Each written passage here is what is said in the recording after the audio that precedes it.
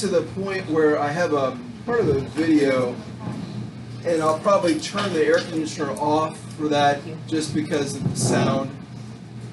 But we'll get to that eventually. So we're going to try to cover, as usual, a lot of ground. We'll see how that kind of works.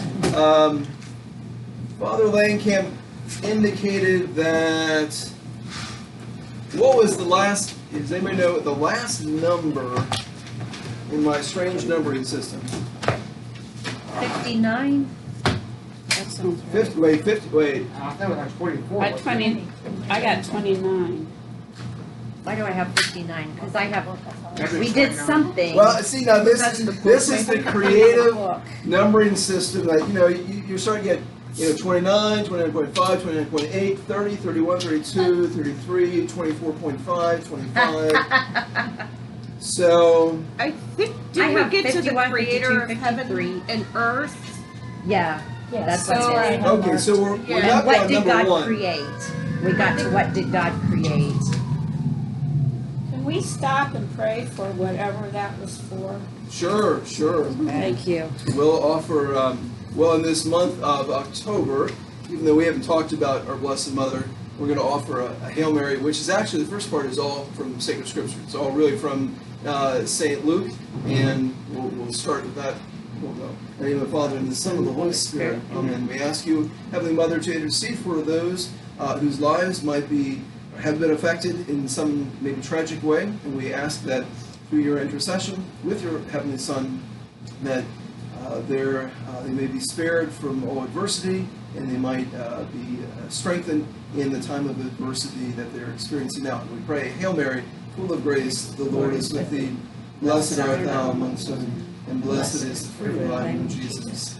Holy Mary, Mother of God, pray for us sinners, now and at the hour of our death. Amen. In the name of the Father, and of the Son, and of the Holy Spirit. Amen. Okay, so we're all thinking the Creator of heaven and earth. That's kind of where we're at. Yes. Okay. I think so. We got done with the Trinity. Did Father Langkamp try to explain the whole thing of, like, if God is all powerful and good, perfectly good, why does evil exist? He explained, okay, wonderful. Then we are at creation. So what I'm going to try to do is we're going to get into creation. I'll talk a little bit about science in creation, and then we're going to get into, try to get the overview of salvation history. So I'm going to try to accomplish a lot tonight. So if you look at Creator of heaven and earth, so that is the next part of the creed that we are going to be looking at. And the numbering system, as you see, starts over again. I'm not really sure where the numbers go after that. Actually, you don't have many pages after that. Okay, so God brought everything into existence. He alone creates. Okay, and so creation is not just, well, I guess first and foremost, and I'll make some references. Probably make just one or two references because I didn't know how far you guys got, so there's some other references I was thinking of before this, but I'll make some references to Islam. One of the reasons because I think it's important for us to understand a little bit about Islam and what we are, or what the Catholic faith is, Christianity is, in relationship to Islam. So God doesn't need to create anything. Because he is perfect, because he's God, he needs nothing. And to say that God needs nothing, we can't even really begin to understand what that means, to need nothing. God needs nothing because he is perfect. So creation is not something that he needed to do, not to entertain himself, not to in any way, shape, or form. Creation is merely, is the overflowing of his goodness. Okay. Now I brought the aspect of Islam because in Islam, God is master. And this is a very sort of brief summary of that. but God is master. So if God is master, okay, it's very different than God being father. Okay? And as Father Langkamp talked about, God is the father before anything was created. The world, us, anything. God is eternally father because he eternally begets the Son. And the Son is eternally begotten of the Father, etc., etc., etc. So God's fatherhood is eternal. It is well beyond any creation. So as eternal father, he needs nothing. But now in the Islamic view, God is master. Well, if you're a master, can you be a master when there's nobody there? Master implies there are servants, slaves, what do you want to say? So the Islamic notion of God is actually very, well, peculiar in the sense that God needs something. Because if God is master, he needs someone to be a master of or over. Well, then all of a sudden, wait a second, if God needs something, he's not God. Because perfection, if I can think of something greater, you can say, okay, this is what I picture God to be. Well, if I can say, I can posit something that is even greater, is even more perfect, okay, then what you have said is God can't be. Now, I'm not going to get into all that, but it is a very stark contrast between Christianity and Islam. I'm not saying anything bad about people who are Islamic, but in this highly politically correct culture that we live in, sometimes we don't really speak the truth, and we just say, oh, well, this, that, and everything. Well, so we have it. God needs nothing. God creates completely out of nothing. Okay? And so, and I'm not going to get into all the details here, because you can read, some of it on your own. But God creates, the world is created, as it says there, the world was made for the glory of God. God, he chooses to create simply because he wants to manifest his glory, and with the visible creatures that we are and the angelic, the invisible creatures that the angels are, he wants to share with us his life for all eternity. So, which is, says in question 1,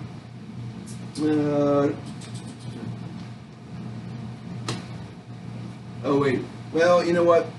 Maybe it's not in question 1. Somewhere in there, it talks about how God has chosen to create us in order to share his glory with us for all eternity. But we'll get into that a little bit more when we talk about the actual specific creation of humanity.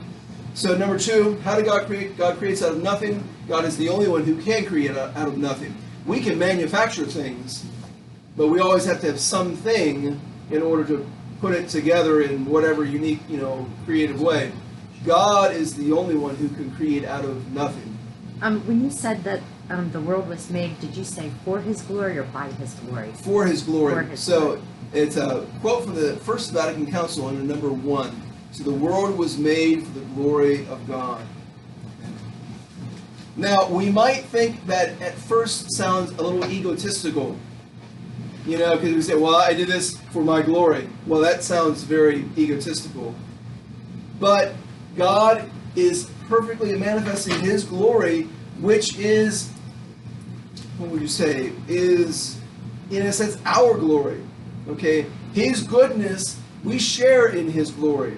Okay? Because we share in his image and likeness. Okay? So it's not any kind of egotistical, it's all about me sort of type thing. It is in order to manifest this glory so that all of creation can be, you could maybe say, it can be bathed in his glory, can be in the light of his glory, in that sense. So,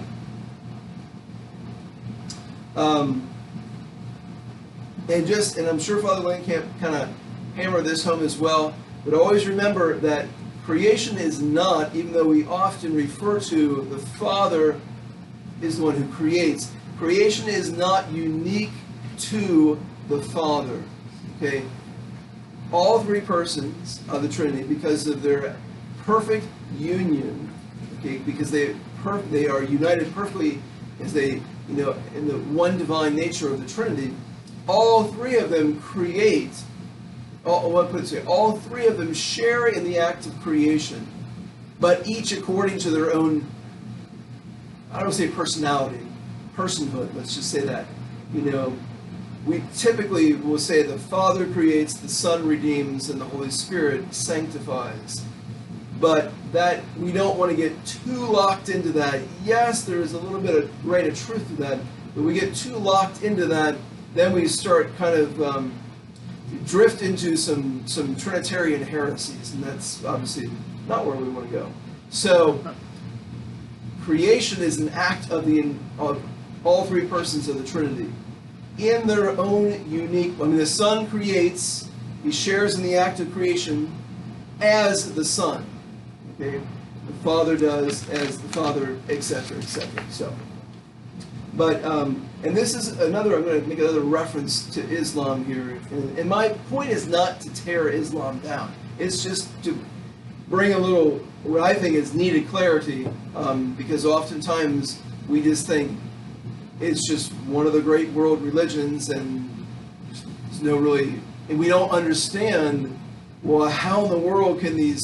We would say, and I'm going to try not to get onto this tangent here, but we would say, well, these radicalized individuals, and that we don't understand how they can do this. How can ISIS or Boko Haram or whoever it may be, how can they do such things? Well, you start kind of looking at Islam, and you start looking at it, you can say, oh, now that makes a little more sense. Now, that doesn't mean every Muslim is going to all of a sudden blow somebody up. But when you start looking at the Quran, and I'm not an expert by any stretch of the imagination, but you start looking at it, you're saying, oh, okay, kind of start seeing some factors. And we're going to see one right here. Because God creates everything in order and in beauty, as it says on number 2 there. So God created the world to be both ordered, and the quote from the Book of Wisdom, you have arranged all things by measure and number and weight, and good. And that famous quote, God saw that it was good, or, all throughout Genesis, the first chapter of Genesis. Okay, so this is the reason why, and we're going to get into this in a little bit more detail in just a little bit. This is the reason why science really was fostered, if you will, or really grew, and that's not the right way to phrase it. And that's why in the West, science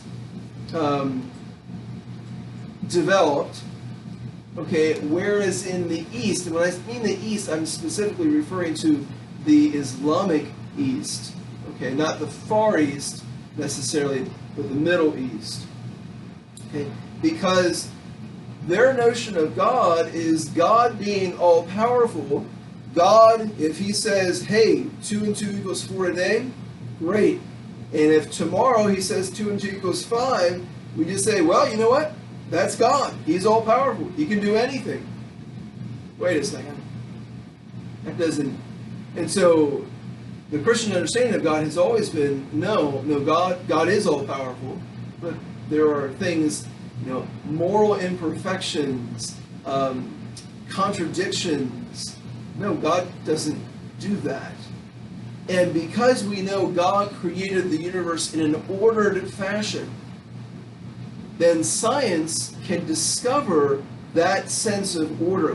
There's actually reason, there's actually something to discover, and it will make sense. And it will help us not just in a physical way, but this is one of the reasons that the church always has sponsored or has promoted scientific discoveries, because science will always, authentic science, not, hey, I have an agenda and I'm going to use science to prove my agenda. No, that's not authentic science. If I think, okay, I know God doesn't exist, so I'm going to prove it by looking at science, using science. That's not authentic science. That's agenda-driven science. That's just inauthentic, bad science in that sense.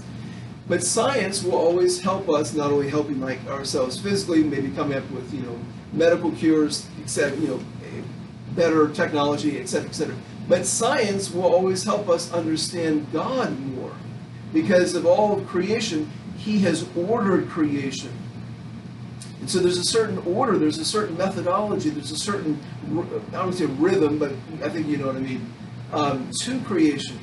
And so that's why in the West, there's always been, the church has always promoted scientific discoveries, or scientific endeavors, because it will ultimately help us. It will help us in many ways, and first and foremost, it will help us come to a deeper appreciation of the mystery of God. So, but in the East, in that Islamic mindset, God is capricious. God does whatever He wants to do. And so maybe today it's this, maybe tomorrow it's that, maybe next week it's this. And so there isn't a sense of order. There isn't a sense of, maybe if there's a sense of mystery, it's more just the sense of, well, who knows what God's going to do. And He could have done it this way for a long time, and all of a sudden He changes. And hey, you know what? Who are we to say that? Because He's God, so He can do anything. That's not the Christian understanding. So that kind of falls in the line of the creator versus master. Yeah. Because as the master, I'll just change whatever I want because Right. I can. He is an Creator- all-powerful, almighty master, so With yes. the creator, it's an ordered fashion. Correct. And specifically, God in His perfection is always order. Okay? Perfection is not chaotic. Because, from the simple standpoint, if you just look at, look at somebody's bedroom, or whatever, kid's bedroom, if it's very neat and everything, you think, oh, that looks really nice. Just everything's in its right place, There's just an order and peace and calm and tranquility and everything. Versus it's just everywhere. Just like it's chaos here, Well, we kind of instinctively know that, but it's on a much grander scale, obviously, with God. So, yes, absolutely. Like I said, I am not an expert on Islam by any stretch of the imagination. I'm just putting out a few points that I have found to be interesting. Like, go here. And that's why in the Islamic culture, in the Arabic culture, science really has not developed, or did not develop over time. There was, and I don't know enough philosophy, there was sort of a battle in the Islamic world at one point, and there was some sort of delving into Aristotle, and actually because of all the barbaric invasions and whatnot in the West, we kind of lost Aristotle, which is really one of the fundamental of the pagan philosophers, kind of Plato and Aristotle. But we actually rediscovered him via the Crusaders, who discovered him through the Islamic world.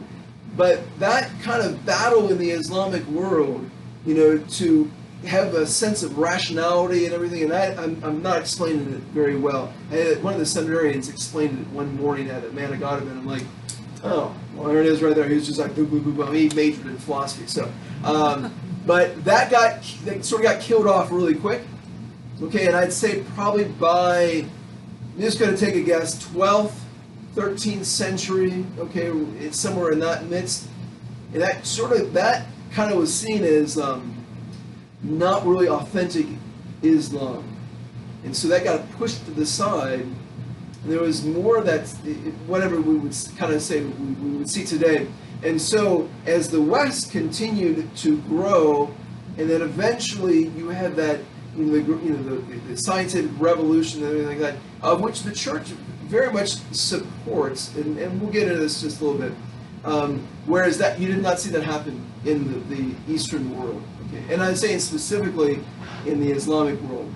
When you got looking at the Far East, with Buddhism and things of that nature, that's kind of a different story, of which I really don't know that much about. So, but there's a reason why the Western world, and specifically Christendom, why that and the scientific revolution, why those two went hand in hand. Okay, there's a reason why the scientific discoveries of, you just start naming off the centuries, or the university system, that was that came directly from Christendom, supported by the church, etc., etc. It's really because today, and the reason I hammer this home, because so often we hear, as I've said before, we have this notion, this dichotomy presented by the culture that somehow faith is over here and reason is over here, and that faith is actually unreasonable. And that will actually lead you away from reason, and so you have to just, if you're going to believe, you're going to have to turn your brain off. And that's one of the reasons I want to show you this little clip of a video, because it's just, it is completely not the Catholic faith. Never has been, never will be. Okay? And so, but anyway, I digress. So, all right, or somewhat digress. So, and so God, as it says there, question 2. So God is completely transcendent. He is completely other. He's not his creation. Okay, this is one of the reasons why. Now we call God Father first and foremost because he is eternally Father. He eternally begets the Son. The Son is eternally begotten of the Father. So he's the Father before anything was created. However, creation just reaffirms that because God creates out of himself. Or not, rephrase that. God creates, and the creation is not. Let's just put it. Let me step back, turn the bus around. Let's go on down this other trail. So we see the difference between being a biological father and a biological mother. Okay, the biological father, the husband, goes out from himself.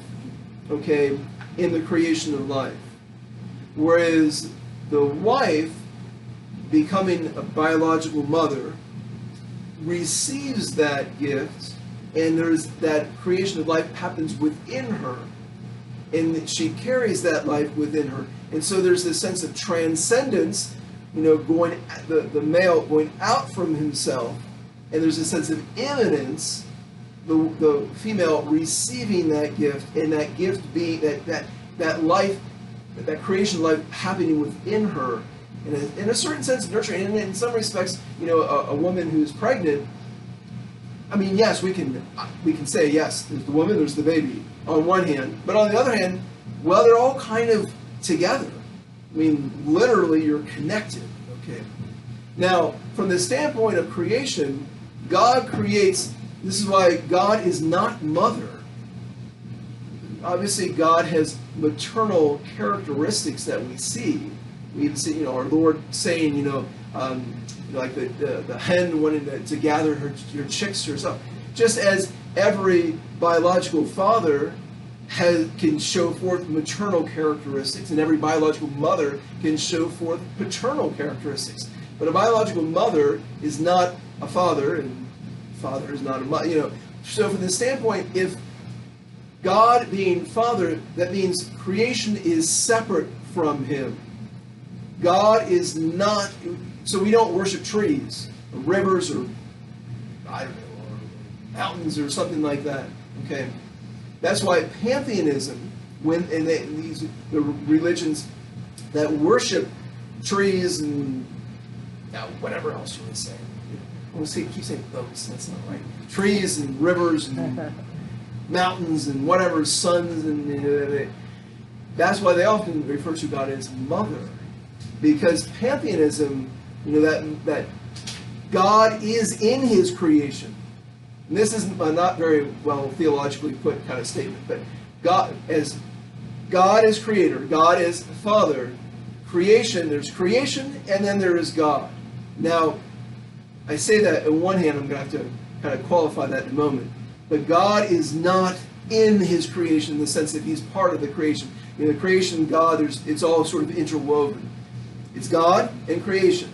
Okay, so there's a transcendent nature of God, the transcendent nature of creation, I should say. Okay. Now, that being said, God didn't just say, all right, there it is, and I'm done. Wash my hands of it, and I'm out of here. God is very immanent in the sense that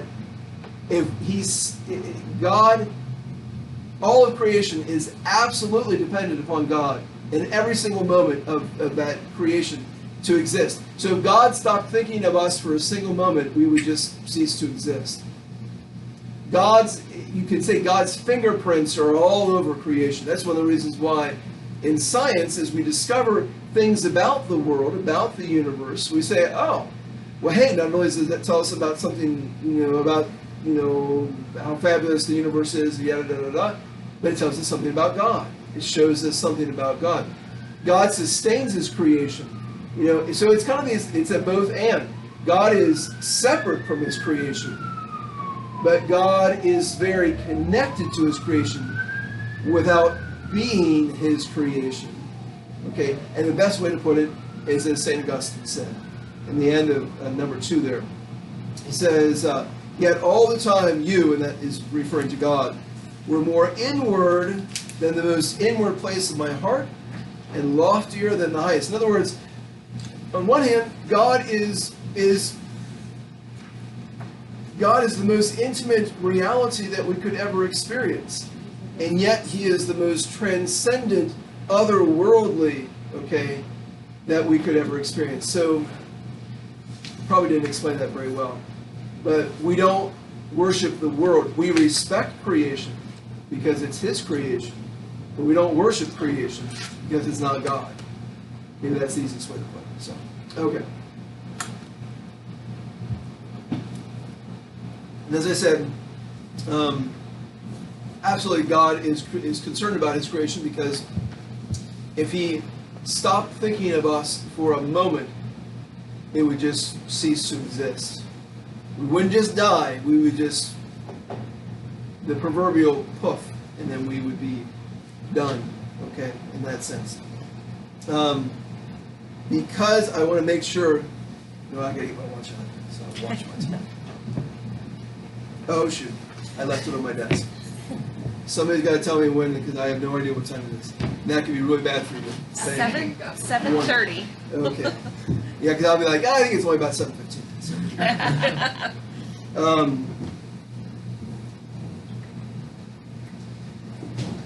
This one is I'm going to actually read through number 3, because there is a lot of depth here, and it is it's very mysterious in many ways. So number 3, is God still concerned about what he created? Yes. I kind of already, I'm just going to read it. Yes, at every single moment, God directly sustains, and I would underline directly sustains.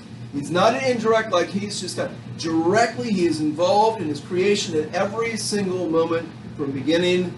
Well, you can't really say end, because, at least when it comes to us, anything that is immortal. But so he directly sustains all what he has created in order that it might continue in existence. He guides all creation. This is where it gets very mysterious. So every creature individually and the totality of creation. So God is, there must be something big happening. Yeah. So God is concerned about not just all of us. He doesn't look at us and just say, yeah, it's like a herd of cattle. He knows each one. I mean, as it says in, sometimes I like to put more things in here, but I don't want to bog it down even more. But you think about every creature, okay? Like with us, he knows exactly how many hairs are on our head. Now, when I say this with kids, I usually say, all right, I usually get like if I get a $20 bill on my wallet or whatever I might have, and I'm like, he wants to make a bet. He said, and of course the hands go up. I'm like, okay, you remember that if you take a bet and you lose the bet, you got to pay the guy that made the bet with you. Oh yeah. So how many? If you can tell me how many hairs are on your head? No. None of us can. It is a finite reality, and we could figure it out. Great. I don't know. Just crazy probably. And probably actually we got one. We missed a number, and all of a sudden, oh wait a second, one just fell out. And is that one coming in? I don't know. So it's a finite number. Yes, we can determine it. Do we know what it is? No. Do we care? No, not really. I guess if you're losing everything or something like that, But really, in the end, does it really make any difference if you have one hair more, one hair less? No. But God cares. God knows. And it's not just because, on one hand, he cannot not know how many hairs are on our head. However, It's not just one of those things that he's like, yes, I know everything, and so I know all of it. No, because he cares about us so deeply. So he cares about every aspect of his creation, in particular, us and the angels, okay? The angels are sort of in a different category. We're still on the angels, it's been decided where they're going to be, okay, for all eternity. We're still kind of being decided. We're deciding for, where we're going to end up. So, and the totality of all creation, to its proper end, its perfection according to his will. Now, nothing therefore happens by chance. That is a very important aspect. There is no such thing really as coincidence. There is no such thing as, just something happening by chance. As our Lord himself says, not a, kind of the phrase that I'm going to quote this exactly, not a sparrow falls to the ground without your Father's knowledge, Now we think, oh my goodness, how can that possibly, because this comes in the whole thing of, holy cow, what about evil and this and that, So, this loving care which God's creation towards its ultimate perfection is called God's divine providence. Okay. This care of God includes even those things which are yet to come into existence through the free action of creatures. So we're interjecting this whole aspect of freedom, which is a very mysterious reality. Let me just get down a little bit further and then I'll make a couple comments. So God's divine providence encompasses all things from the least to the greatest. Our Lord calls us to have childlike abandonment to his divine providence, and that we should cast all your anxieties on him, for he cares about you. His providence over creation is absolutely sovereign, but at the same time it respects the free will of his creatures, and that meaning for his, in the visible world, us, okay? Now, it says there, in a manner that is ultimately mysterious, God chooses to make use of the cooperation of man in the carrying out of his plan for creation. Now, does God know that I'm going to pick, did he know from all eternity that I was going to pick up this can exactly at whatever time exactly it is right now? Yes. Did he know I was going to set it down? Yes. Did he know I was going to push it over here? Yes. Did he know I was going to put it back over here? Yes. Was I free to do that? Yes. Did he know it? Yes. Wait a second. How can he know exactly what we're going to do in every way, shape, and form, and yet we're completely free to do it or not do it? We're never going to understand that one completely. As I often say, if we fight the good fight, we run the race, we finish well, we make it home, we see God face to face, we will then have a satisfaction of understanding it, but we'll never be able to say, oh yeah, it makes complete sense to me, because we're finite and God is infinite. We're creatures and he's God. We'll never be like, oh, that's pretty lame. We'll never be able to understand completely. It's a deep, when you say it's a deep mystery, it's a bit of an understatement. God doesn't have, it's a baffling reality. God doesn't have a plan B or C or D. It's not like at creation, all right, here's the plan. Oh, this is going to be great. And Adam and Eve totally screwed up. And God's like, oh man, this is not great. Oh, wait a minute. I know what I'm going to do. No, God doesn't. It's just the plan. It's his plan. It's perfect. Because if he came up with, if he had a plan B or plan C or any contingency of this, that, everything, then he can't be God. Because we do that. God being perfect means that his plan is perfect. It means it's unchanging. Because if you have to change something, well, then it's not perfect. I mean, how in the heck does that? Well, it is a mystery. But as somewhere, I think back in a couple questions before this is why we say the Father Almighty. Okay, it's not just God is Almighty, and by golly, it's just going to be whatever he wants. It is the Father Almighty. And unfortunately, a lot of times people, and I think we've all been, let's face it, we have all been, our fathers, our earthly fathers were not perfect. Their earthly fathers were not perfect. And it goes back, to, every generation. Okay, fathers had an incredibly important role to play. And so when we think of fatherhood, sometimes we've got great thoughts and sometimes we don't have such great thoughts. But God is Father unlike any earthly father ever has been, ever could be. He is perfect in his fatherhood. And so his plan is perfect. It is perfect. It is perfect. Now we will have the opportunity, we make it home, we see God face to face for our training. We'll marvel at the perfection and we'll just be like, how'd you think of that? I would have never thought that. You know, who knows what we're going to actually, our reaction is going to be. But we're going to marvel for all eternity at the perfection of God's plan and how intricately, how perfect, just every aspect was just. How'd you do that? You know, well, you're God, I'm not, you know. But that's where on this earth we're called to say, okay, Lord, that's why it's so important, you know, you are the Father Almighty. And he does call us to cooperate with him through our free will. What if we don't cooperate? What if we're like, well, the heck with you? Does it change God's plan in some boggling way? No, it doesn't. It doesn't change his plan in the slightest. You think, how is that possible? Because he knew exactly what we would do. Well, then I wasn't free. Yes, you are. Yes, you were. But then how could he? He's God or not. That's kind of where, that's the simplest way to put it. And if we think, can we trust your plan? All we have to do is look to the cross. You know, someone recently, just saying, she was a convert, and she said, she kind of struggles because, I mean, the cross, and particularly the crucifix, plays a very prominent role in the Catholic faith. Okay, it's a very prominent sign. And sometimes it looks very, from the outside, my goodness, you people are all dark and dreary and depressing and all about death, and you still got Jesus on the cross and everything like that. We need him on the cross. That's why that's why St. Paul says, I preach Christ and him crucified. We need to see, wait a second, because the enemy wants to convince us, just as he did at the beginning, you know what? God's plan really is terrible. I'd advise you to rethink your strategy because don't follow his plan. It's terrible.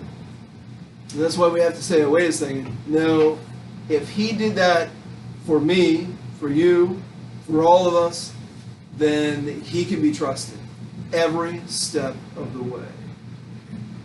There's a lot more that can be said about that, but let me make a big shot to the finish line, or part of the finish line. We probably are not going to get to salvation history necessarily, but maybe we will. Okay, let me quickly, and not quickly just because it's not important, but it's pretty straightforward. So what did God create? God creates everything exists, everything. If it exists, he created it. What if we haven't discovered it yet? He created it. Doesn't make any difference if we know it is in existence.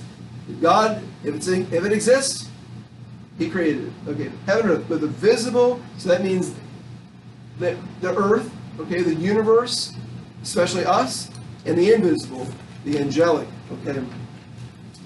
The greatest of God's creation, okay, angels and man. The greatest of God's invisible creation is the angelic world. The greatest of the visible creation is man, okay, is the human race, okay.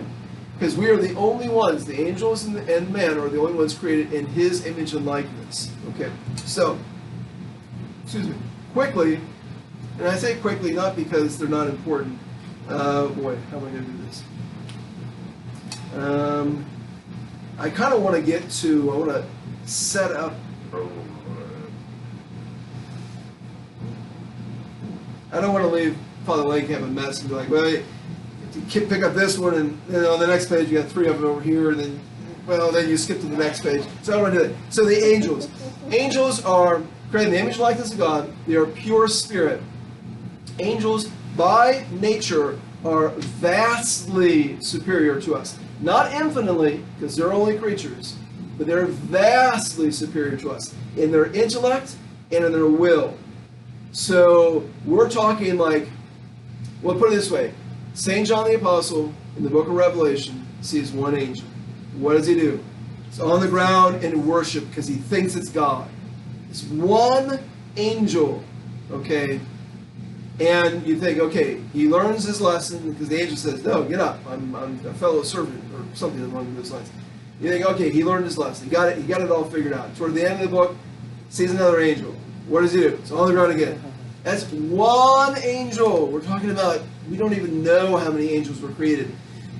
In the Greek, they have, like, we use a phrase, now I don't want to quite equate the two, but it's a little bit like it. We use the phrase, like, there's a gazillion people there. Well, is there such a thing as a gazillion people? Or a gazillion anything? No, because gazillion is not a real number. But we know, oh, a gazillion, there are a lot of people there. You just kind of get that sense, you know. So the Greek, they used a term myriads upon myriads. I think, I don't know, it was 10,000s upon 10,000. But that wasn't just like, oh, well, that was 100,000, right? Is that right? No. It was kind of like, it was like a gazillion angels, okay? So we know we don't know how many, we know there are a ton of angels, okay? So there seems to be, in the rest of question number 6, there seems to be a hierarchy of the angels, of the angelic world. There seems to be maybe 9 different levels or choirs of angels. We don't know that for certain. That is not a formal teaching of the church. That is a speculation. It's a long-standing speculation. And it seems like the seraphim are the highest, and the angels are on the lowest. Okay, and that's just in the natural order of their creation. Okay, so, well, let me kind of summarize with you. We are surrounded by our angels. Okay, because we are created in God's image and likeness, and we need their help. And the angels are God's servants, okay, and I'm talking about the good angels at this point, okay. All the angels are created good, because God can't create anything evil. It would be an impossibility, okay, because that would mean that he wasn't God, because he'd be creating something that would be evil. Yeah, so it's not a possibility. So the good angels help us in ways that we simply will never know, okay, until the next world. We all have guardian angels, okay. St. Matthew talks about this. See that, well, this is our Lord, recorded by St. Matthew. See that you do not despise one of these little ones, for I tell you that in heaven their angels always behold the face of my Father who is in heaven. Now, we could spend several weeks just talking about the angels, the angelic world, okay. Our lives are influenced by the angels, guided by the angels, not forced. So if you ever have the experiences thinking, I think I'll do this, and you think, I don't know where that came from. You know, the angels suggest. They can't force us. They can't read our thoughts. Okay, only God can. But they have an amazing ability to be able to, they're like Sherlock Holmes on steroids or something like that. They can be like, oh, I think she's thinking this. Oh, I think he's thinking this. And so they can influence us, but they can't force us. God respects our free will. You know, so that little cartoon with the good angels on the right shoulder, that's not a bad representation. It's cartoonish and it's goofy in that sense. But that's how they work. It's the primary way in which they work. So there seems to be, we don't know, it seems as if the angelic world is created before we are created. But the invisible world is created before the visible world. Okay? And it seems from Scripture that there was some sort of test. Not because God, I don't know, just felt like throwing a pop quiz at him that day, but because our will has to be actualized. We have to choose the good, okay? And by choosing the good, for us, by choosing the good consistently, we become good, okay? We become better. And the reverse is true. By consistently choosing evil, vice, we become bad, okay? Good habits, bad habits, in that sense. So it seems as if, we don't know what the test was. Many have speculated that perhaps it had something to do with the incarnation. That the second person of the Holy Trinity taking on our human nature elevates that human nature above the angelic nature, and that they would have to worship God made man. Now that's just a speculation. We don't know. But there was some decision. And because the angels are not perfect, but their intellect and their will is vastly superior to ours. And so for us, God gives us a whole lifetime, however long that may be, to make the decision for or against him. Will we serve him? Will we not serve him? The angels, because of their vastly superior intellect will, they can do that in a moment's. And it would appear, St. Thomas Aquinas talks about how it was their first decision of their will. The first thing they decided was either for or against God. Now, for us, we're like, well, how is that even possible? It's the angelic world. It's not something that we can like, oh yeah, I do that all the time. No, it's not going to be, So, because it was their first decision of their will, those who decided to serve God, they were perfected, if you will, in their goodness. When I say perfected, I'm using that in a sort of a generic term, not like God is perfect. Okay. And those who chose against God, to not serve God, they were corrupted in their will, and they became the demons. How many demons rebelled? We don't know. There is a reference in the book of Revelation that the dragon, Satan, who seems to have come from the highest level of the angels, the seraphim, and could possibly have been the greatest of all the angels. He led some of the angels into rebellion. It says in the book of Revelation that the dragon's tail swept a third of the stars in the sky. The stars, if you look in the Old Testament, sometimes angels are referred to in that terminology.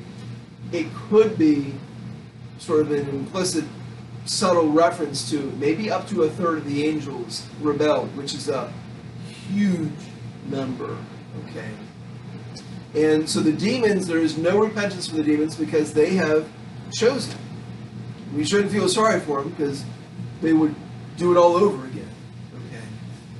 But the demonic world, the demons are not in hell in the sense that, we're here and they're there. As it says in the book of Revelation, woe to you, O earth and sea, for the devil has come down to you in great wrath, for he knows that his time is short. Okay. St. Peter says that, be sober and alert, for your opponent, the devil, is prowling about, seeking someone to devour. Okay. This is why this is the battle zone. Where is it? The life of man upon earth is a warfare.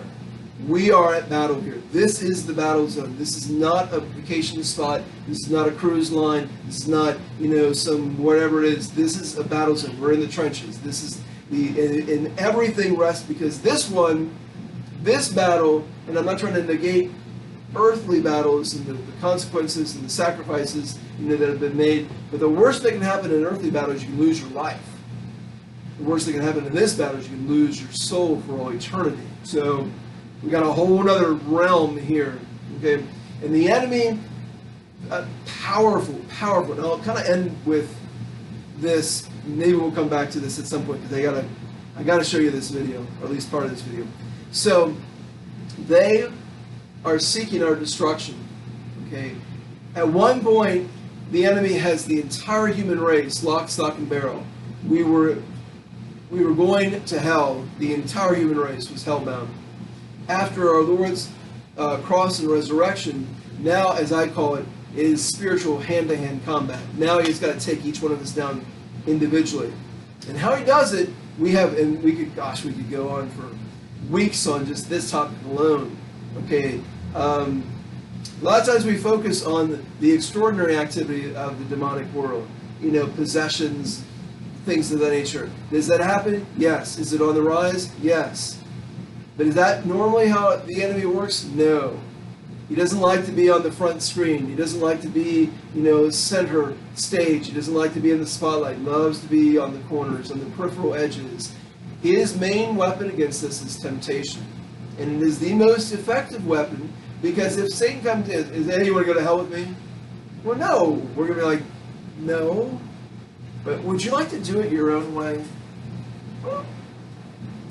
sounds pretty good to me, you know. The enemy is the hallmark characteristic that we first learn about the enemy in Genesis chapter 3 is that he was the most subtle of all creatures. Subtlety is his hallmark. Okay?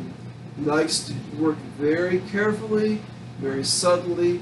But you can't practice vice virtuously. So there's a limit to his power.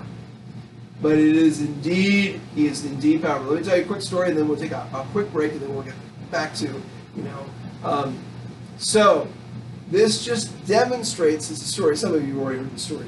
It demonstrates that the fallen angels, they still have their angelic powers. They can't use them as effectively as the good angels because evil corrupts. They still have vast powers. True story, told by an exorcist. So a woman is walking down the psych ward of a major hospital. And on one side, you've got the patient's rooms, you've got this one-way glass.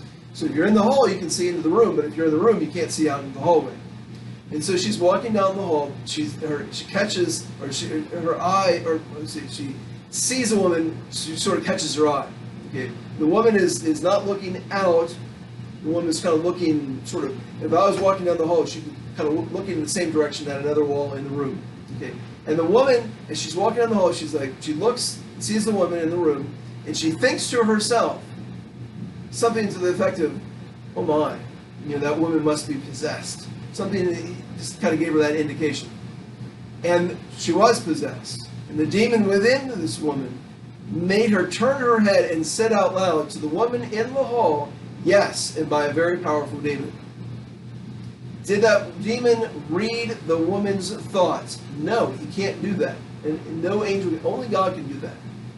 But the enemy, and as just being a fallen angel, the angelic power, they're able to observe things. Their intellect is vast. Their will, they can focus like a laser on whatever they want to focus on. We're like, okay, we're going, whoa, we're all distracted and everything. And so they can observe things, they can put things together, can put points in the map, draw a trajectory, just like that. Like I said, it's like Sherlock Holmes with steroids.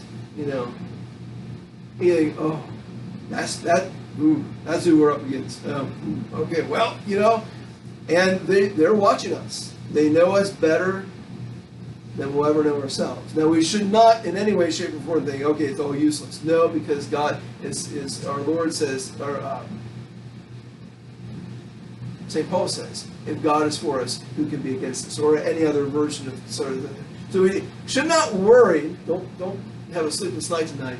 But there is something to be said. If you knew there was somebody outside watching your every move, you'd be not just a little creeped out, you'd be like, you gotta take the necessary steps so that therefore, how much even more true. So let's take a little bit of a break and we'll go forward. I'll turn the air conditioner off for a brief spell. So some of you can warm up and some of us will just get hot in the process. So, okay, so let's set this up.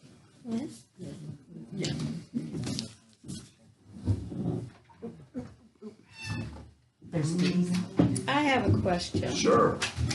Right, you said that, I'm trying to think what you said.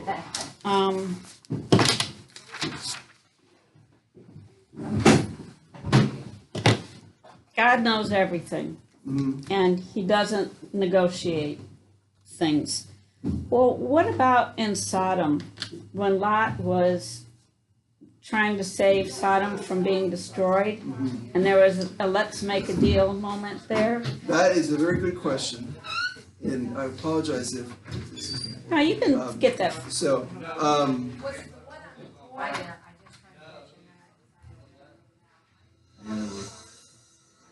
back to the beginning. Okay, well, at least we're somewhere. So, the question would be, or could be reworded in the sense of, well, what's the use of praying? Are we telling God anything he doesn't know? No. Are we bargaining with God? Are we able, does prayer change God's mind? No. You think, well, then what's the point? We know God wants us to pray. Okay. Well, one of the reasons is because prayer changes us. You know, and prayer, by changing us, changes others in ways that we simply cannot fully appreciate here on this, side of the divine, in that sense. Prayer does not inform God of something he didn't know before. Prayer does not somehow wear God down where he's like, fine, here, I'll give you that, and just get off my case, But prayer doesn't change God, prayer changes us. And prayer does change events because it can change people that as they change, and it's kind of, it's not kind of mysterious, it's very mysterious. So well then it kind of goes back to, as it said there, God uses us to cooperate. He doesn't need us in the slightest way, but he wants us to cooperate in his plan. And prayer, it does change things, but not because God relents and says, okay, fine, I'll do it this way instead. It's very mysterious. It's kind of the same thing. Like, does God know that I was going to move this can over here? Yes. Was I free to do it? Yes. Well, wait a second, that seems to contradict each other. But prayer, always think of it, because I think it's very important. When we think about, I just lost my train of thought here. So when we have to think about a situation, we think, well, what can I do? Well, it's always good to say, what does God want me to do? How does he want me to change? Because then that gives us something to focus on, and that's oftentimes what God's not trying to get us to change the world. He just wants us to continually respond to his call to that deeper conversion, and then he will, through us, change the world in that sense. So in other words, he already knew he was going to destroy Sodom. I mean, that was given. And he knew Lot couldn't pull out the right number of people to save it. I'm hesitating because I don't know if I want to say that I know what God knew. Yeah, well, that's true. God knew exactly what he was going to do. Right. But it was an angel that was talking to. Okay. Yeah, but Abraham and Lot and all, they were completely free to cooperate. I mean, it is very, very mysterious. And I'll be the first to admit, I'm not like the quality theologian that would be able to explain that with great precision. I'm sure someone else could explain it with much greater precision. I'm not the one. Okay. Well, it's one of those mysteries, and we'll leave it at that. And it will always be, but there will be a point where it is no longer frustrating. Because we're like, well, how in the world is that even possible? It doesn't make any sense to us because it seems to be contradictory. How could God know something from all eternity, and yet we still have free will to do that? Is prayer then too kind of how, in some instances, it's a way for our will to conform to God's will? Yes, in that sense, it changes us. It for the better, for the good, in that sense. So He uses us. Absolutely, he does, and he doesn't need us in the slightest way, but he offers us that ability, or the because it increases our dignity, to even offer him our sufferings, to cooperate with his grace in whatever way that we think, okay, this is how he wants me to, So yes. That's what you got the idea is. Sure. So with the fallen angels, I was reading this thing back over the summer called the Watchers. Are they the same type of angels, or is it separate things? They are the demons. By nature they're angels. So there's only one type, if you will. I don't know if that's the best way to put that. Maybe. Well, actually, each angel is in and of themselves a different species. Okay. It's how unique each angel is. We're all the same species. We're all unique personalities, but the angels are so totally even greater than us by nature. They actually are sort of almost individual species, if you will. You know, it'd be one way to kind of put it. But the angels, the fallen angels and the good angels are all, you know, a seraphim is a seraphim, although obviously a seraphim that was, sought, you know, God's will is going to be elevated and perfected, whereas a seraphim who sought to do his own will is not, is corrupted, okay, in that sense.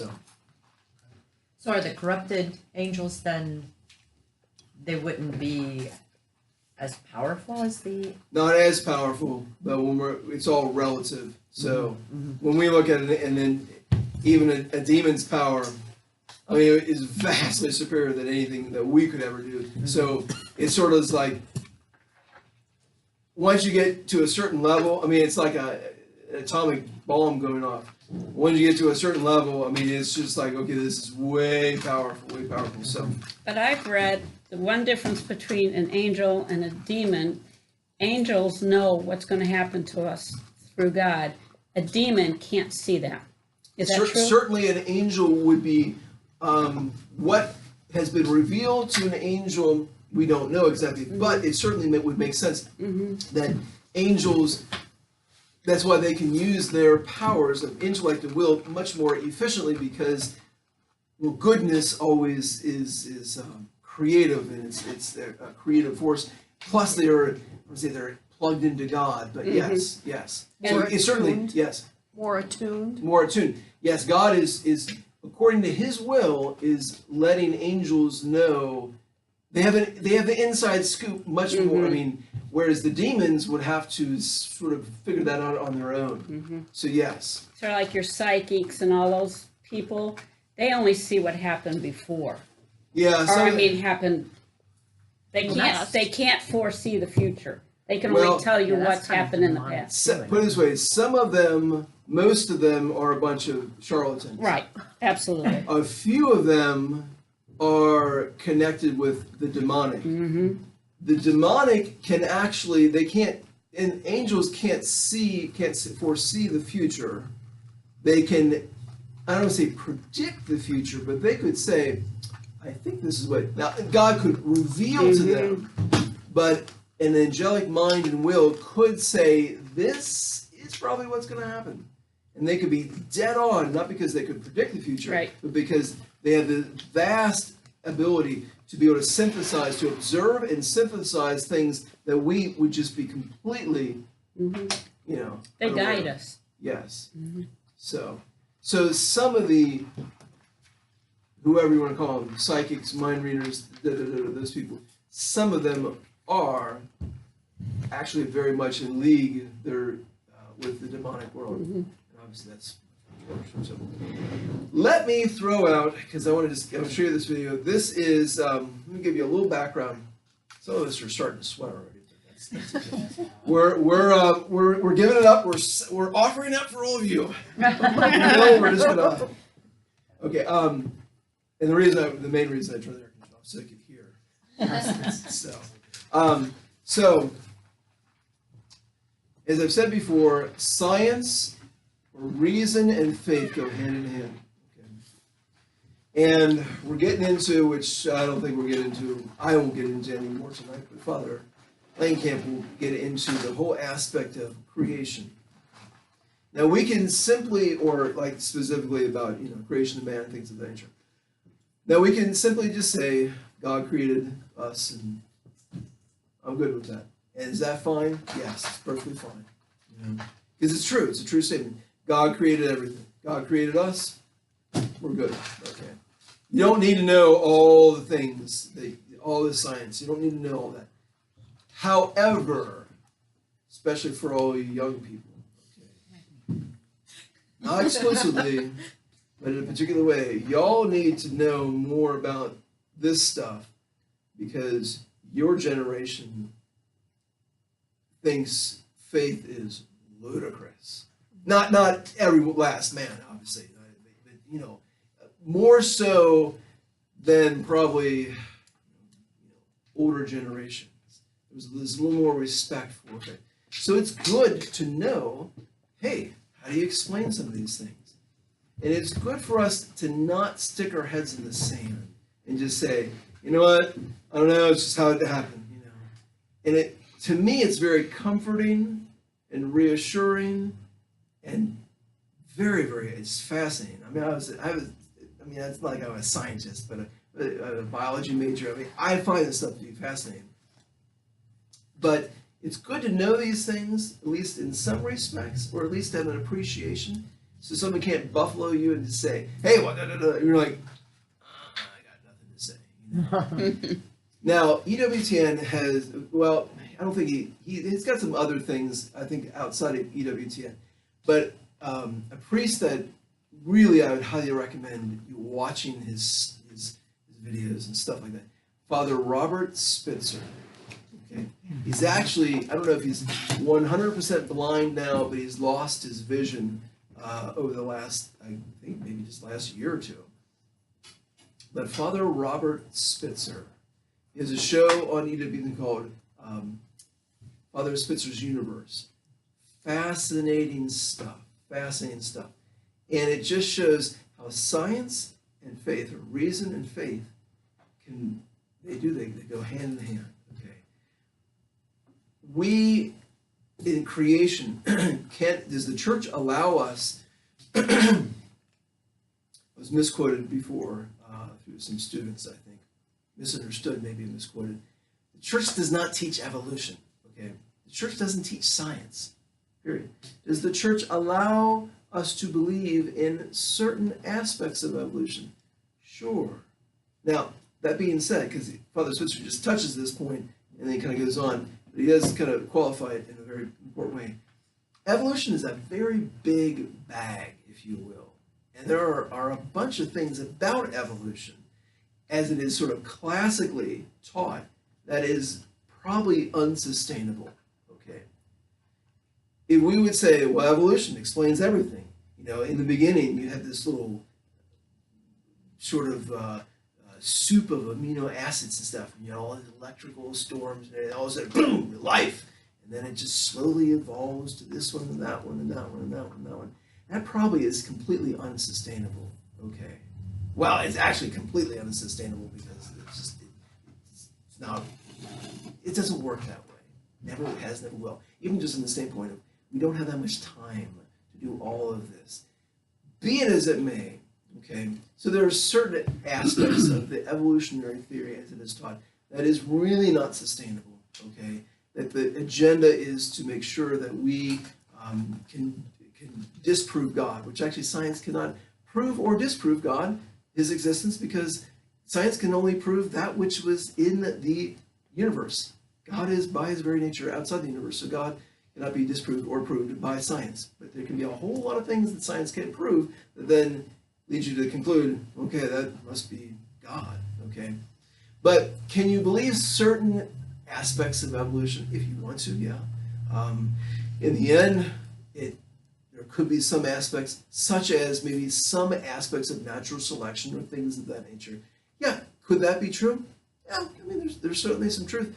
Father Spitzer, I'm going to just play a clip of one of his shows that really, I thought, I'm like, oh my gosh, that's just absolutely fascinating. And it just shows how well reason and faith can go hand in hand. We have no reason, no pun intended, we have no reason to be fearful of science. We have no reason to say, I don't want to hear about that kind of stuff. I don't want to. We have absolutely every reason to say, oh, it's great, wonderful. What has science concluded? Wonderful. Okay, but there are people, whether it be in evolutionary theory or whether it be in astrophysics and things of that nature, who are actually using science as their way to disprove or to prove their atheism or agnosticism.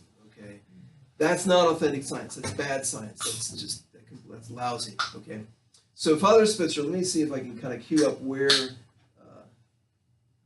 and he's one of those, I love listening because he's darn intelligent, and I just think, holy cow, I only understood about half of what you just said, but man, that sounded great, you know. So I listened to it several times, like, oh, that's what you just said, you know. And then think about it, he is pulling all this stuff from his mind, I mean, he's blind essentially. He can't.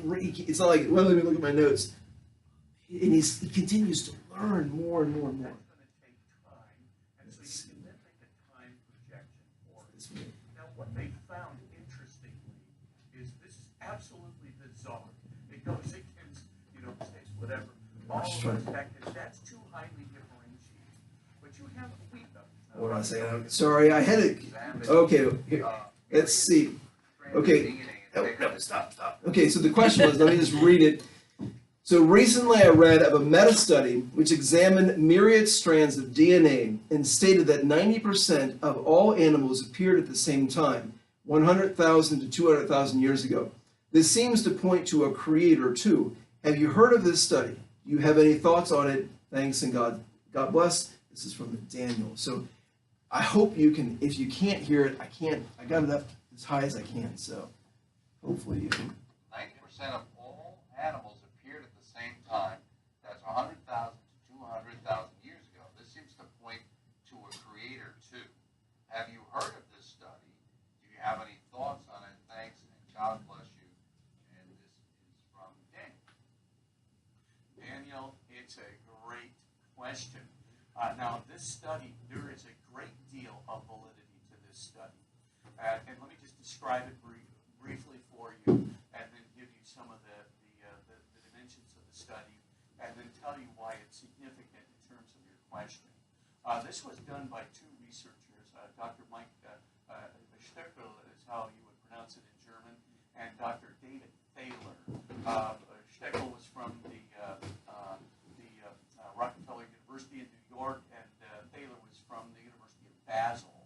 But the main thing is these guys actually decided that they would go to what's called the GenBank database, which is this huge database of well over 100,000 species, and that they were going to analyze what's called mitochondrial DNA in 100,000 species. Now, why mitochondrial DNA? What is mitochondrial DNA anyway? Well, there's nuclear DNA. That's the kind of DNA that gives you your sort of DNA imprint that's going to make you the specific kind of physical being that you are. Not the spiritual being that you are, not the soul that you are, but it's going to make you the physical being that you are. And of course, we're not talking about that because that's too highly differentiated. But we all have another kind of DNA called mitochondrial DNA, which we got from our common ancestor between 100,000 to 200,000 years ago. And that common ancestor is called mitochondrial Eve. Now, that ancestor, she has given every single person in this world a little remnant of simplified DNA, if I can put it that way, that all of us share, every single solitary human being in the world, Africa, China, United States, whatever, all of us have this mitochondrial DNA that comes from her, essentially, down through the mother's lineage. Now, what Steckel and Thaler did was they isolated a particular gene which gives rise to what we call DNA barcoding. And the best part about mitochondrial DNA is you can compare it from species to species. You can't do that with nuclear DNA, but you can do it with mitochondrial DNA. And now we've got this GenBank that has all the barcoding of hundreds of thousands of species, right? And they go into this thing and meticulously go through all of these species, looking for two things. First, are there a lot of variations in the species, right? That would indicate that there is longevity. So the more variations in the mitochondrial DNA barcode that you have, so as you're examining, let's say, 1,000 birds in a particular species of bird, you're analyzing about 1,000 of these babies, you want to see if there's any kind of variations between the birds. If there's lots of variations, then you're going to suppose that there is also a lot of development there. And then if there's development, that's going to take time, and so you can then make a time projection for it. Now, what they found, interestingly, is this is absolutely bizarre. It goes against, all, traditional evolutionary theories. And by the way, it's reported in a very reputable journal, the Journal of Human Evolution is a good scientific journal. So the point, though, is that they found that there was very little genetic variation in the mitochondrial DNA, in the barcoding, as it were, of this one particular gene from species to species and within the species itself. That means that those species, they didn't go back very far. But here's the deal. None of the species go back very far. Human species like Homo sapiens sapiens, we are not more than 200,000 years old.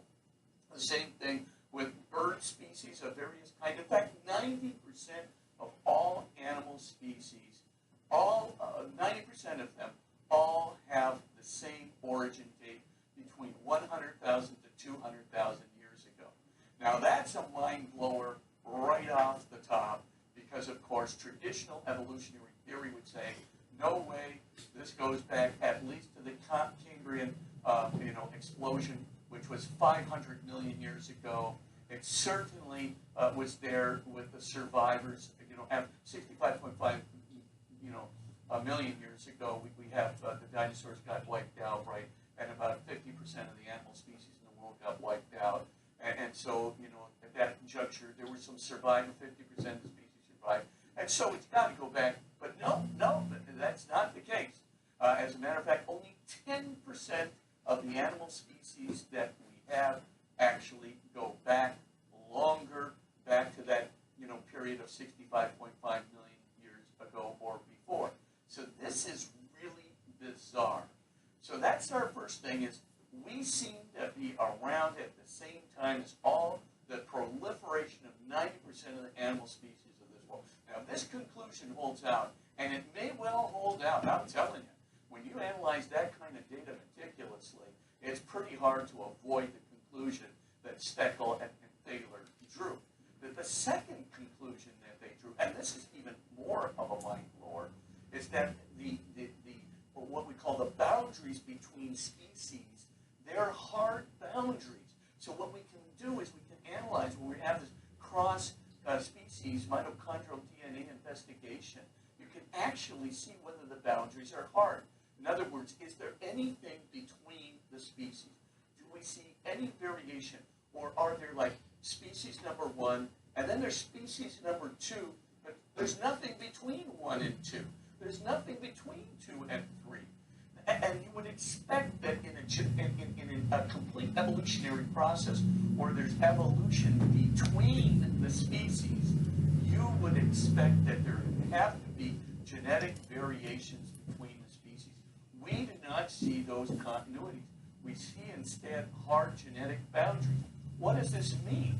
It looks initially like we are not evolving from other species. Like we didn't come from chimpanzees, right? That we're our sort of species, the chimpanzees are their species. And even we may not have come directly from other hominids. They arise about the same time with hard genetic boundaries as well. So Australopithecus, right? Homo erectus, right? And then, of course, Homo sapiens neanderthalensis, Homo sapiens sapiens. It looks like we may not have evolved from one another. Now, the fossil evidence seems to indicate it. There's some elements of nuclear DNA that indicate that humans, Homo sapiens sapiens, did mate with some Neanderthals. That's true. So there's Neanderthal DNA in some human beings. However, to be frank, that just means that they mated. It didn't mean that they came from one another. So we may have to change our entire image of what the evolutionary picture looks like. We may have to drastically, bring it down a huge amount, and we may have to count for the fact that species, did not evolve out of one another. From a higher species from a lower species, right? That we're just going to have to redraw the entire evolutionary picture. Now, the first thing you want to do, though, I forgot the first Daniel. thing. Is, Daniel, the first thing you want to do, Daniel, is we don't want to, draw this conclusion immediately. Better let the rest of the scientific community look at it. So in other words, the thing about science is you must have other scientists look over over the same data, do the same thing, perhaps do another test that might test the data from a different perspective. You want to make sure you've got multiple perspectives. But right now, because of the extensiveness of the study and the careful nature in which the study was conducted, it looks right now like it may be the case that we're going to redraw the evolutionary picture. So you really hit upon a remarkable finding of late. Unfortunately, module number 3 of the 7 essential modules and module number 3 of our crediblecatholic.com doesn't account for the study yet. But don't worry, yours truly will be putting the new data up there. And we'll get on it as soon as possible. That's what's great about websites too. They can be updated so easily. I want you to listen to the next little section. So it's because it's just. Yeah, exactly. So let me ask you, we have another question. I want to see if we can skip ahead to question number 4 that I think kind of fits into what you were just talking about. Get it up on the screen. There it is. Question number, dear Father, science has calculated that the Earth was created some billions of years ago. Does it mean that the Earth existed for some billions of years before Jesus Christ came to establish the kingdom of God on Earth? Where do Adam and Eve fit into this? And this is Denelson from Cameroon, calling from Africa, letting us know. There's a question for him about this. And where does it fit in? We talk about even, you said, well, 90% was, but 10% wasn't. And you mentioned some kind of mitochondrial Eve. Is that the same Eve as the Eve of Scripture? All of those questions are super good. So Geeky in that. Science. And again, the Catholic Church holds to this picture, right? We do allow belief in evolution, going all the way back to Humani Generis. That's the encyclical of Pope Pius XII in 1951, I believe, where he said, all Catholics can believe in evolution. In that same encyclical, he says, though, that we have to believe in a unique transphysical soul created by God for every individual. That's not a problem anymore. And it certainly, after last week's broadcast, it certainly isn't a problem for any of us to believe in light of the evidence of near-death experiences and terminal lucidity. So given all of that, the point is the Catholic Church does allow us to believe in evolution. What is the best picture scientifically that we have right now that I think would be adhered to by a majority of Catholic scientists and also Catholic prelates who are aware of this evidence? I would say it's the following. First of all, our Earth is 4.5 billion years old. Is there a lot of evidence for this? Yes. There is a ton of evidence for this. It's both solar evidence and it's also earthly evidence. So it comes from both the sun and from the Earth itself. So we have a lot of geological evidence and we have a lot of astronomical evidence. I don't want to go into it today, but it's enormous. Very difficult to deny this conclusion. Secondly, we do have fossils. And again, these are fossils of the earliest bacterial life forms. So this would be like single-celled bacteria, like an amoeba, protozoa, right? So this would be maybe a flagellum. I'm not sure whether they have a fossil of a flagellum or not. But the main thing to remember is that this probably goes back to about 3.9 billion years ago. So there does seem to be bacterial life going back to 3.9 billion years. Now, if you keep going down, you will see that there is a steady progression of evolution that takes place. And what occurs over that time period is it basically leads to a period 500 million years ago where you have this huge proliferation of animal species called the Cambrian explosion. So about 500 million years ago. And then, as I just said, this explosion continues, for a long, long time, even resulting in dinosaurs, etc. And then we know 65.5 million years ago, an asteroid different size. When that asteroid hit the Earth, it wiped out the entire dinosaur population and 50% of the animal species in the world, but 50% kept on going.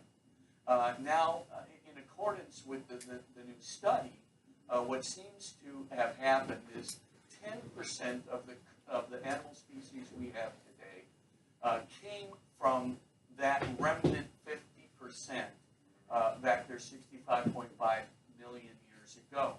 However, 90% seem to have, boom, just come right up and side by side, just like the Cambrian explosion, huge proliferation of species comes up, which, as you pointed out, suggests a creator. It does suggest some kind of a creation event. It really does not lend itself to one species coming from another, certainly not in a purely Darwinian way. There's just no way Darwin is going to survive, this new discovery if it remains, to be validated.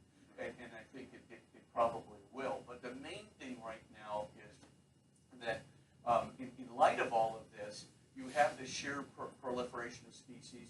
It does seem to have some kind of non-organic, non-physical, transcendent, non-genetic cause, which I would call, in general, God. And so why not call it, the creator or God? Yes, it does seem to have that indication. And now, looking at that, we have to ask ourselves, okay, 200,000 years ago, is that our common ancestor? We do know who our common ancestor is genetically, and that genetic common ancestor, as I just said, is mitochondrial Eve.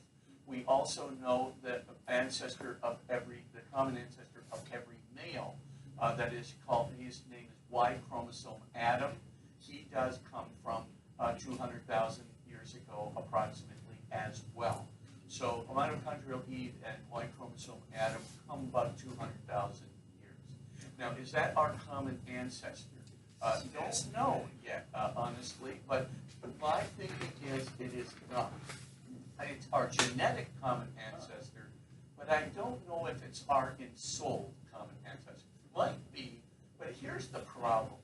For 130,000 years, those ancestors of mitochondrial Eve and Y chromosome Adam, they were basically sitting around the border of Namibia and Angola and basically cracking nuts and eating bananas and being content. But I have to tell you, they weren't doing much. Then 70,000 years ago, something happens.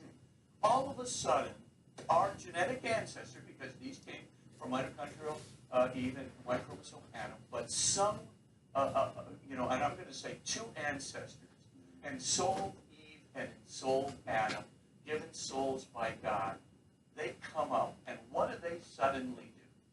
They start developing conceptual languages with really what we call significant syntax.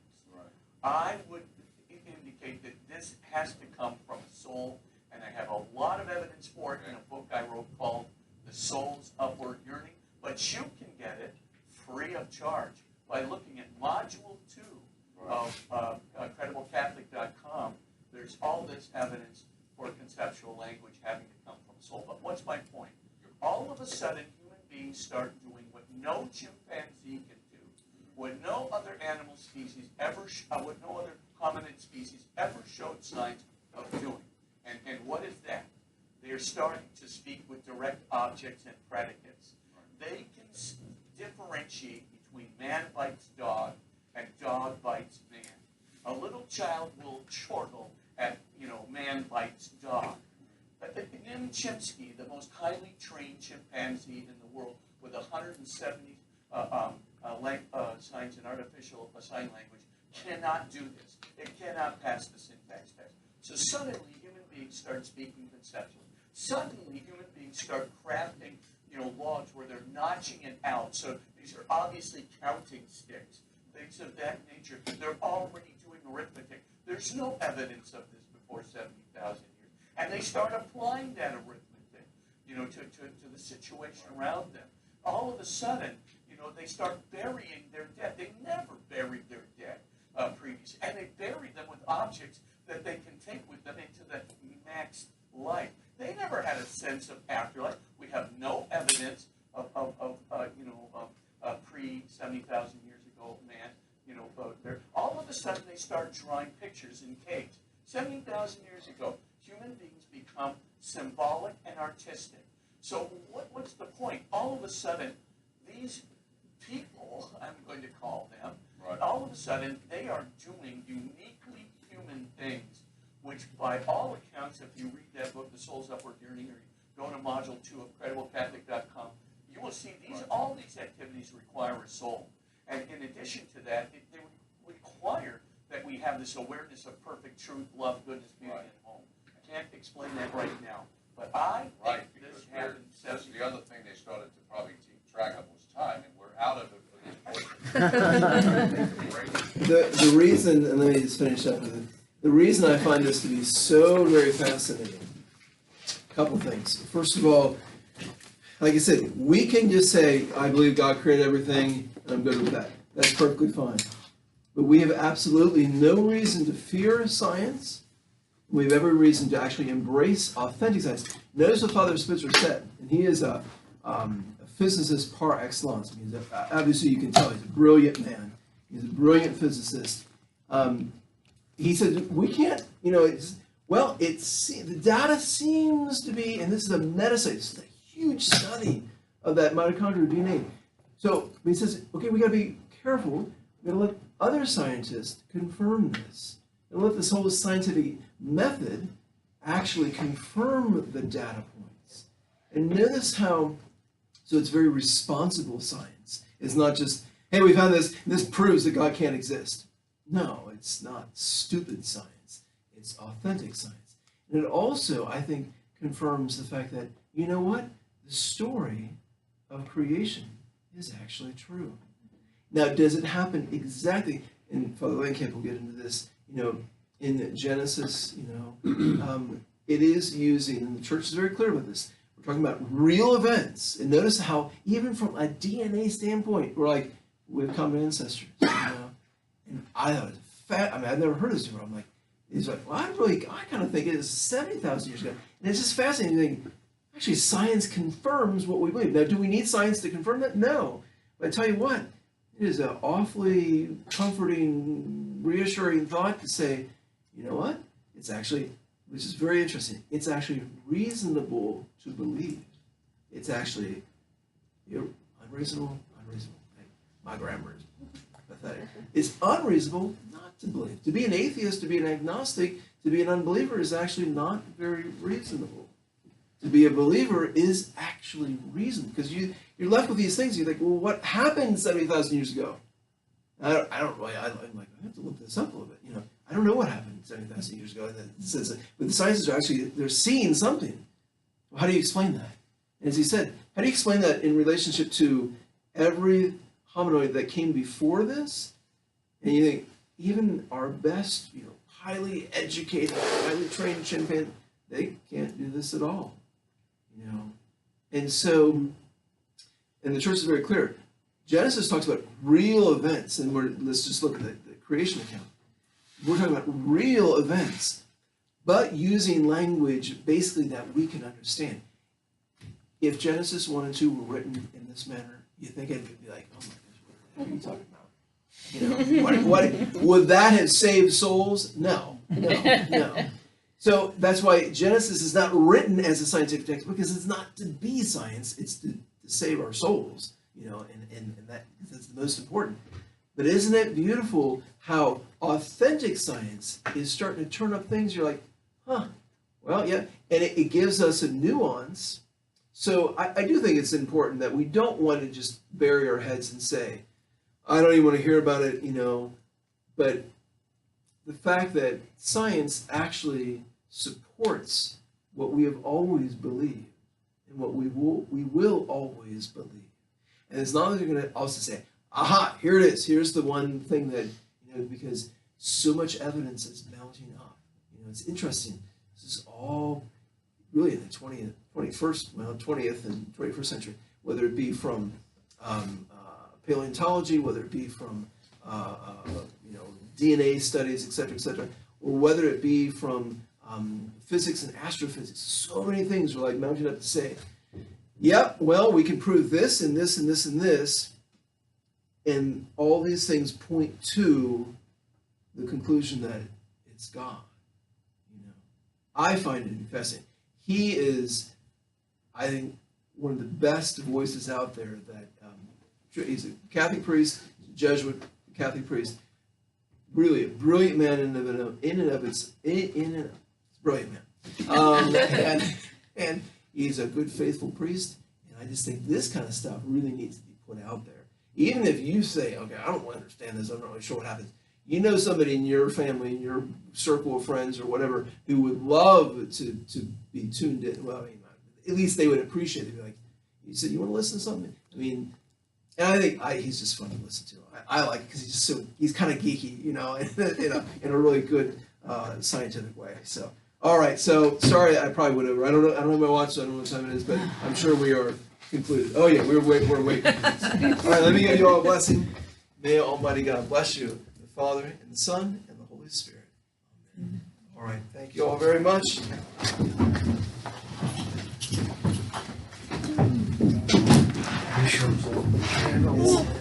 It's hot over here. Oh. Maybe, well, next week. I figure once it gets cool outside, then we'll go up there. away some of these. That sounds great. Bob, do you ever take the water? Oh, really? Yeah. That's good for me. I don't want to get the name tag off, but. Throw these away. I don't know if this needs to get shut off or.